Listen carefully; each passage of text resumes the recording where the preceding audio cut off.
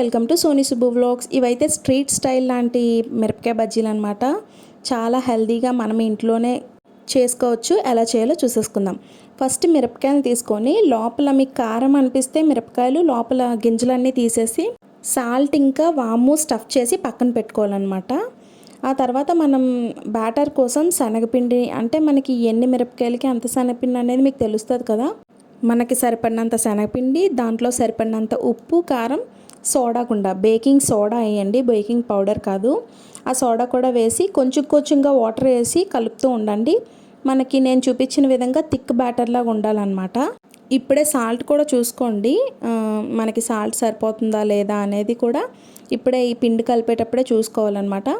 నేను చూపించిన విధంగా బ్యాటర్ కొంచెం అలా కలుపుకోండి. కొంచెం థిక్గా ఉండాలి, అలాగని గట్టిగా ఉండకూడదు. మరీ గట్టిగా కలిపేసుకుంటే బజ్జీ అనేది కొంచెం గట్టిదనం వచ్చేస్తుంది అన్న. సో సోడా గుండె ఎందుకు వేస్తామంటే సోడా వేయడం వల్ల మనకి బజ్జీ అనేది కొంచెం పొంగుతుంది.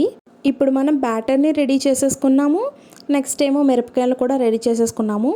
సో ఇప్పుడు మనం ఒక బాండీ తీసుకొని దాంట్లో సరిపడినంత ఆయిల్ వేసుకోండి. మనకి మిరపకాయలు చిన్నవి అయితే తక్కువ ఆయిల్ అయినా పర్వాలేదు. నా మిరపకాయలు అయితే చాలా పెద్దవన్నమాట, సో ఎక్కువ ఆయిల్ పడ్డది. సరిపడినంత ఆయిల్ లేకుండా మనం ఆయిల్ మరగకుండా వేసేస్తే బజ్జీలు అయితే సరిగ్గా రావు. సరిపడినంత ఆయిల్ అయితే వేసుకోవాలి, దాని నిండగా కొంచెం బజ్జీ అంతా ములిగేంత వరకు.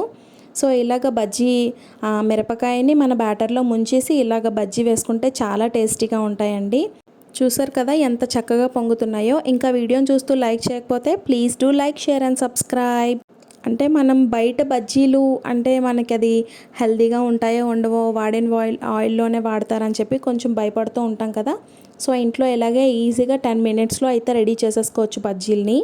బజ్జీల్లోకి మనకి ఆనియన్ స్టఫింగ్ కావాలంటే ఆనియన్ కట్ చేసుకొని దాంట్లో కొంచెం ఉప్పు, కారం, ఇష్టమైతే నిమ్మకాయ కూడా పిండుకొని అవన్నీ బాగా మిక్స్ అయ్యేంత వరకు కలుపుకొని దాంట్లో మనం ఏదైతే బజ్జీ వేపుకున్నామో ఆ బజ్జీకి కట్ చేసి ఘాటు పెట్టి లోపల మనం ఉల్లిపాయను అయితే స్టఫ్ చేస్తామన్నమాట. అప్పుడు చాలా టేస్టీగా ఉంటాయి. రోడ్డు మీద బండి మీద స్టైల్లో ఉంటాయి అన్నమాట. చూసారు కదా, నా బజ్జీ అయితే రెడీ అయిపోయింది. ఎలా అనిపించిందో కామెంట్ సెక్షన్లో కామెంట్ చేయండి. Bye bye.